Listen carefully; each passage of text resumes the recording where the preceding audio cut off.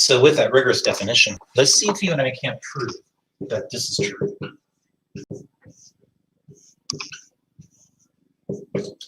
Now, I'm hoping you agree that it is a true statement on an intuitive level.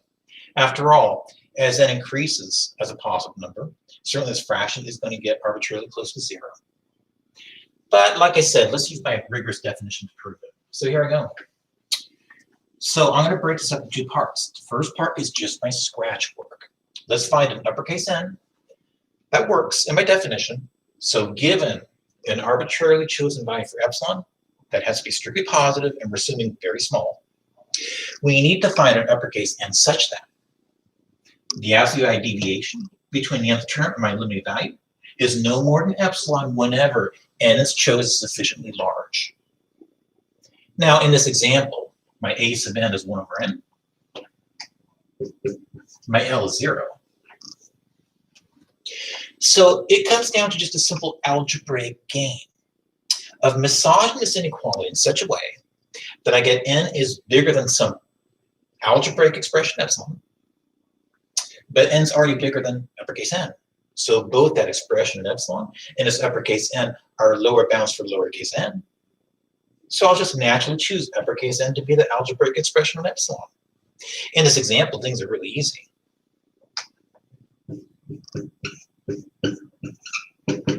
There's a subtraction operation applied. Now, N holds values, I'm assuming 1, 2, 3, 4, 5 on up, so it's always positive. Reciprocating both sides.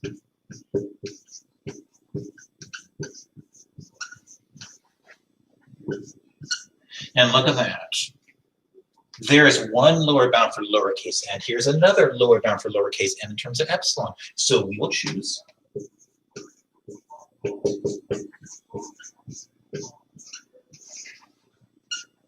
uppercase N to be the reciprocal of whatever epsilon was.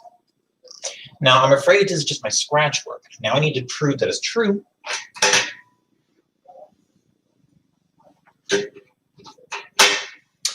So let's show that this particular choice for uppercase N works. Given epsilon is strictly positive, we will choose our uppercase N to be the reciprocal of epsilon.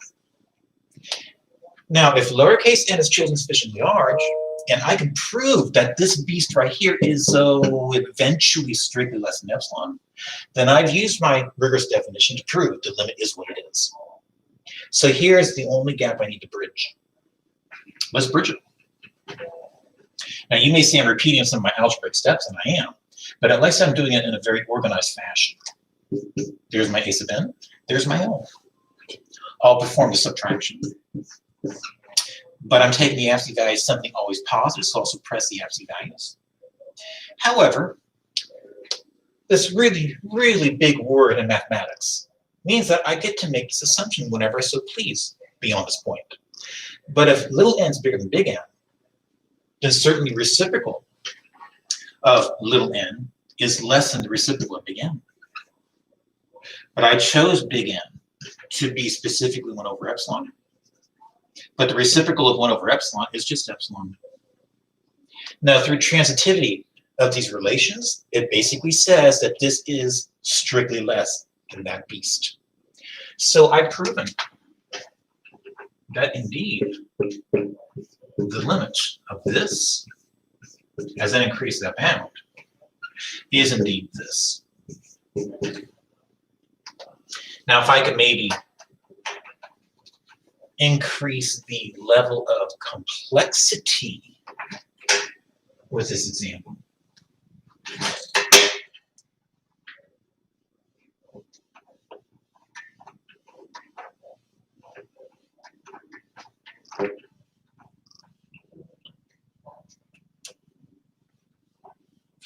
So does this seem reasonable on an intuitive level?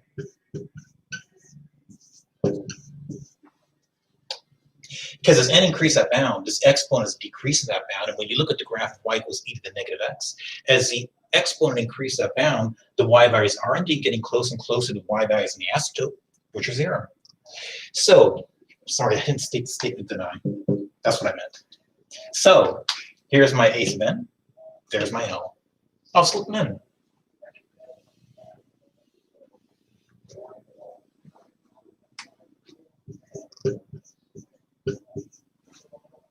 Again, the game, algebraically speaking, to play is to massage this inequality to isolate lowercase n and show that it's strictly bigger than the algebraic expression in epsilon, and then I'll equate those. That way I'll know how to choose my uppercase n. So here I go. The difference is this. be to any power, positive or negative, is going to be strictly positive. So now I can suppress the absolute values. And I'll solve.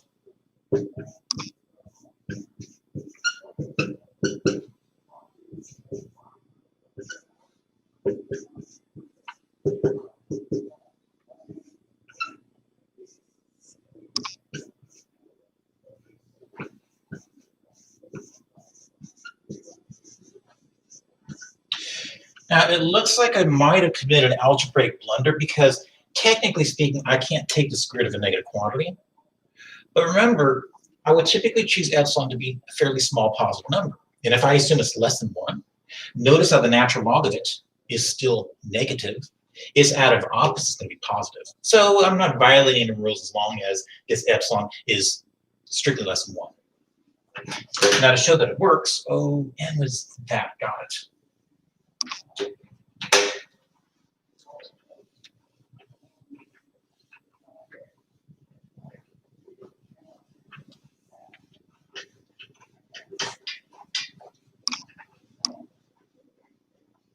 Oh no, I lost it. Oops, is correct. I think it was a square root.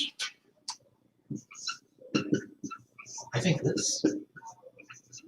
So let's see if we can't put things together.